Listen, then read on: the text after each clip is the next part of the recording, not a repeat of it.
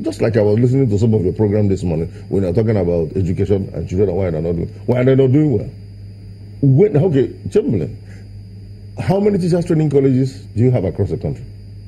You don't have. But when we were in primary school, we had this were there, and that's why you had more competent teachers, because there they were taught how to be teachers. You are straight from university, you made first class in geography or history or chemistry. You made first class, fine. You are not a teacher. You just passed that exam.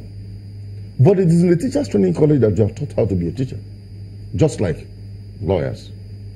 Straight from university, you're law graduates. But you have to go to law school, where you're taught how to be a lawyer. That grooming period, we don't have it anymore. And that's why, because when you are taught to be a teacher, you can manage very brilliant students, very dull people, the average student, and you still impart knowledge. Even when you are annoyed, even when you are challenged, you still conduct yourself well. But when you are not trained, you can't know what you don't know. Okay, but when you're properly trained, it gives you that training. So in the case of party, politics, and national interest, these things are lacking. And the sooner we define them, the better for everybody. Okay, like people talk about the differences in parties. It's no longer as acute as it used to be. Once upon a time, party congress, they dovetailed, even national election, they dovetailed into violence, houses are burned, things are destroyed. But because of enlightenment and education, there is interaction across, between individuals and across groups, even within parties. These things are now based on mutual interest and understanding. Oh, this thing is not even as it is. So a Yoruba person contesting the election in the East is not a big problem. An Igbo man contesting the election in Sokoto is not a big problem. But before now, you can't even have leaders of political parties maybe in one vehicle or in one place. There will always be commotion. But now, that's why we have CNN.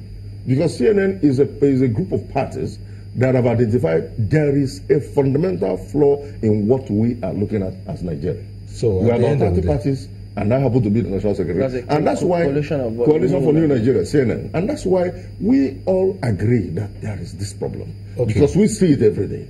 And we're working together to see how we can change the narrative. You see it every day. Yes. In every sphere, and you've said it here. But how then do we begin to galvanize towards it, first of all, to get a national interest? How do we begin to do that? You see, in most of the conferences you have, the essential things are not the things discussed.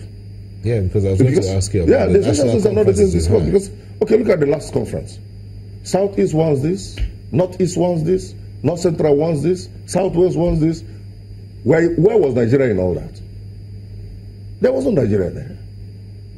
Because essentially, people driving these things always look at Nigeria from the little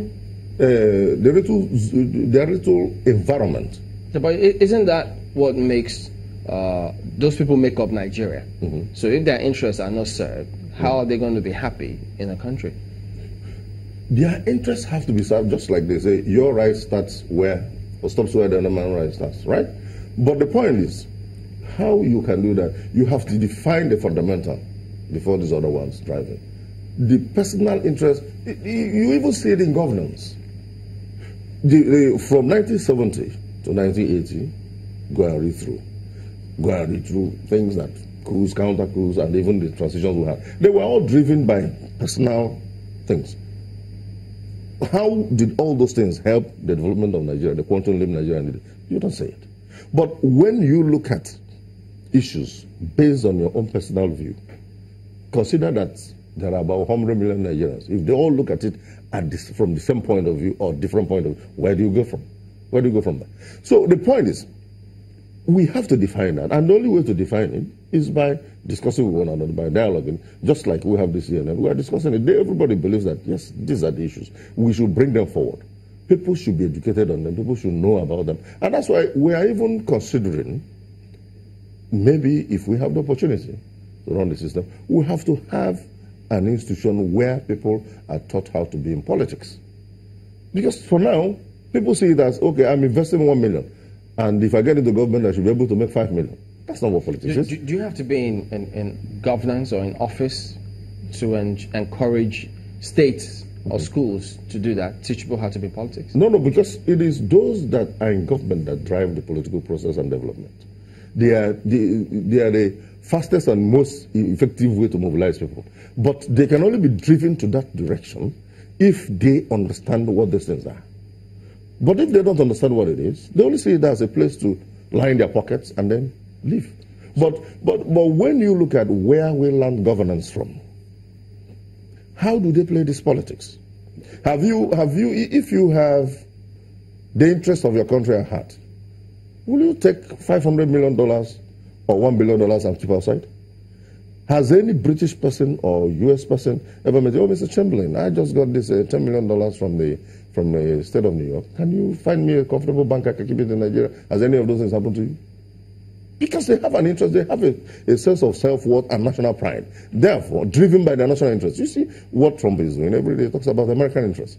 Where is our interest? It is only when you get that, then it has trickle-down effect. The political parties that anchor public opinion will come into play, and then the individuals will, governments they produce. Okay, look at what the crisis will be having in the APC. They're supposed to be the same party. So what is the problem about? If everything APC is supposed to be doing is aligned towards interest of Nigeria, there won't be such quarrels. Because what you're doing, in essence, is how to make Nigeria work. What they're doing can't make Nigeria work. Let's get some more perspective on the same subject matter. Mark?